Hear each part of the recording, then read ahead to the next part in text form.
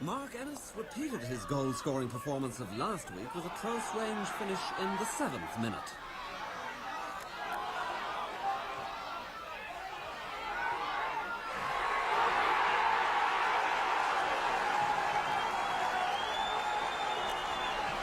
St Pat's controlled the first quarter, but Bohemians rallied and levelled just before half-time with a Derek Murray goal.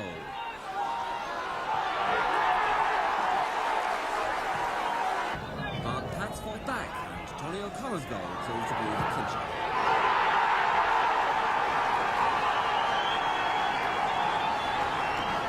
Joy there for Pats, all this despite Curtis Fleming having been sent off after tangling with Matthew O'Brien.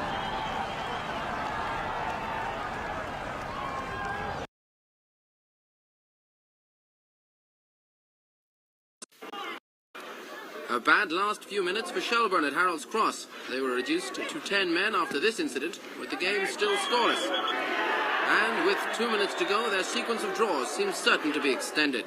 St Pat's needed to win to keep the pressure on Derry, and when Joe Lawless's shot drummed off the upright, Tony O'Connor pounced to smash the rebound home. St Patrick's Athletic completed the double over Derry and kept their Premier Division title race hopes alive, with Paul Osam heading the vital winner for them in the 17th minute. Tracy's cross, in comes Osam! And is it in the net? It is! It is, and Paul Osam...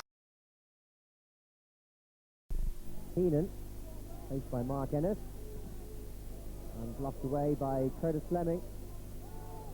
Having one of his best ever seasons in the League of Ireland, Fleming. So in for Shells, looking for the head of Whelan.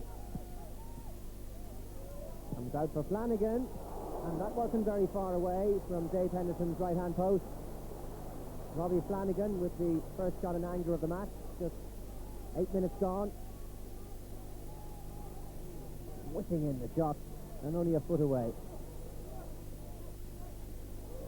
Hill for Shelbourne. Haylock outside. Here's Brown's cross. And Fleming clearing the danger. The pat in the back there from goalkeeper Dave Henderson. And St Pat's have to deal with some early pressure.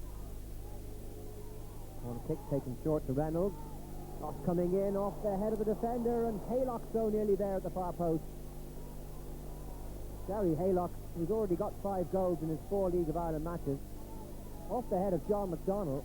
Henderson nowhere, and so nearly the lead for Shelbourne. And ball forward towards Mick Byrne. The leading Damien Byrne, but McDonnell there to block the shot. And Henderson with the chance to clear. Mick Byrne on loan from Huddersfield Town. And meanwhile at the other end, the back pass from Brian Flood. And Fred Davis couldn't stop it from crossing the line. It's a goal to St Pat's. Just 33 minutes gone. John Spillane, the referee, had no doubt there. And poor old Brian Flood. Disaster for him and for Shelbourne as St Pat's take the lead.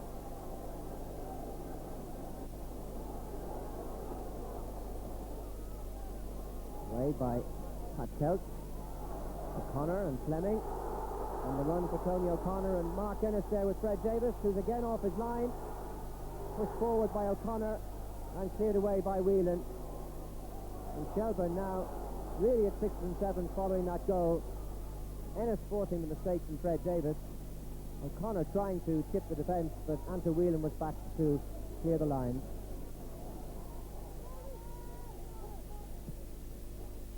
Hill's cross was that a handball by McDonnell. The shot there from Keenan, just past the post. Val Keenan getting on the end of that clearance by John McDonnell, and the volley there almost bringing Henderson into the game. So Shelbourne with much of the early pressure, but find themselves a goal behind. 1-0 to St Pat's, and here goes Mark Ennis once more. Trying to fight off Joe Reynolds, the flag going up on the far side, and despite the shot from Ennis, it's a free kick. Mark Ennis pushing there, such a competitive player. As we go into the second half, And St. Pat's now playing from left to right. That corner kick given away by Anto Whelan. Fred Davis on his line, marshalling operations. And John McDonald joins the attack. Over it comes. Davis punching, cleared off the line by Keenan, but the referee saw a free kick there against John McDonald, who was coming in on the near post. So the danger pass for Shelbourne.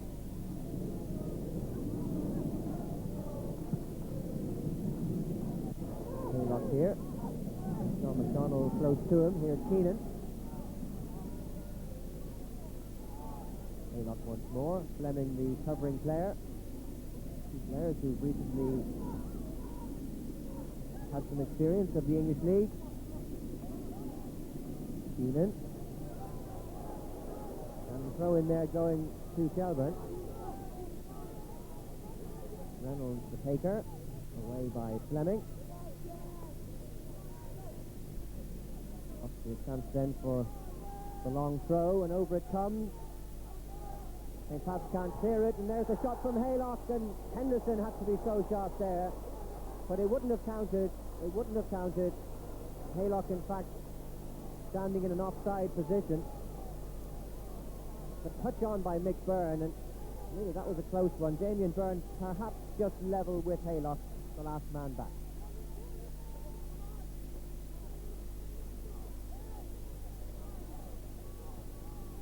Ball cleared through the middle by Ennis, and Lawless on the chase. Fred Davis gets it away, and that one almost hitting us up here in the camera tower. And a chance for the first substitution of the game. Pat Fenlon, recently back from his broken leg. How good it is to see him again coming off, and on goes Martha Driscoll for his first appearance in the St. Pat's colours since December the 17th.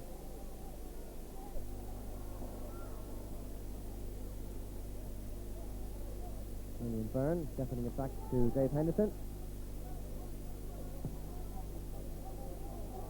And the long ball over the head of Flood. Lawless goes for it. Fred Davis has committed himself. Here's Ennis. Beautifully done.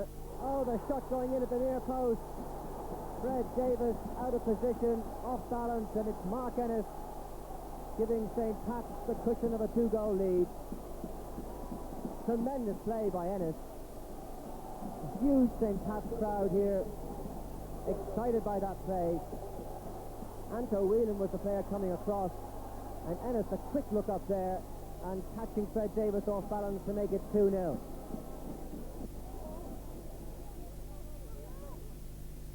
So St. Pat's looking to extend their lead at the top of the table, and here they come again through Tony O'Connor. Mark Ennis, the little 1-2, and here goes O'Connor with the chance to shoot. Oh, and that one just grazes the crossbar. Fred Davis happy to see that one go over. Great effort there by O'Connor. Come into the side this year, and he's really done wonders for St. Pat's. So nearly making it 3-0 there. But what about Mark Ennis? His 14th goal of the season here tonight, and all about his sharpness around the box. Even the half chances he sees, surely there was no hope of a goal there, but he saw the chance at the near post and he didn't make any mistakes. And it's 2-0 to St. Pat's with just a few minutes to go. The free kick from O'Connor, and Fred Davis had to be sharp, just palming it away from the top corner. O'Connor once more showing why he's one of the strongest players in the League of Ireland this season. Superbly struck, and Davis clawing it away. Mark Ennis happy to play out time. Just a couple of minutes to go. Short corner, Fleming. Tackle there by Rob de Cours. In fact, it's a free kick. So another chance for St. Pat's. Tracy's cross. And there's Maurice O'Driscoll. And it's 3-0. And surely now St. Pat's have extended their place at the top of the Opal League. Again, defensive frailty for Shelbourne. The cross from John Tracy. Again, Fred Davis overcommitted, and when the ball broke to O'Driscoll, he made it 3. And a huge cheer from the St. Pat's fans as Mark Ennis comes off. 90 minutes have been played here, but Brian Kerr, St. Pat's manager, just giving Colm Seville a run in the closing seconds. Header from Damien Byrne. And there's Moody. And there goes the final whistle. A convincing win by St. Pat's. Maurice Driscoll there, scorer of the third goal, the second half substitute, following the own goal by Brian Flood, and Mark Ennis's goal midway through the second half. Not St. Pat's best performance of the season, so the final score suggests otherwise. 3-0 then to the league leader. So, after that result, St. Patrick's Athletic now have a 3-point lead at the top of the table. For O'Connor, and there's O'Connor's shot, which has broken for Moody, and Moody's still there. Oh, Mick Moody gets the second.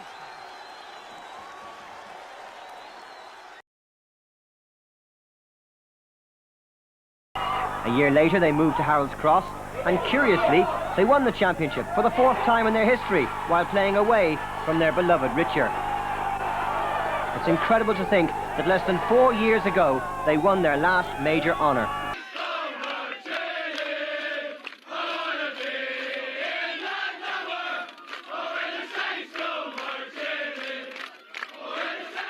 Brilliant, Gabriel, brilliant. I never thought I'd see the day. It's just fantastic. Oh, what about Damien Byrne, your captain, standing beside you? He's grown another 6 inches, I think, since last night. He's only a youngster, and he deserves every bit of success we had today. He's waited a long time on a medal, and I'm so proud that's happened for him with Pats. He really deserves it. Well, Damien, what was it like for you today, receiving that trophy on this ground where you spent 8 or 9 seasons with Drogheda? Spent a lot of time here. So far it's been a perfect day. Player of the month. We won the league. No OG. And I drew Desert Orchid in the suite. What more can you ask for? Brilliant.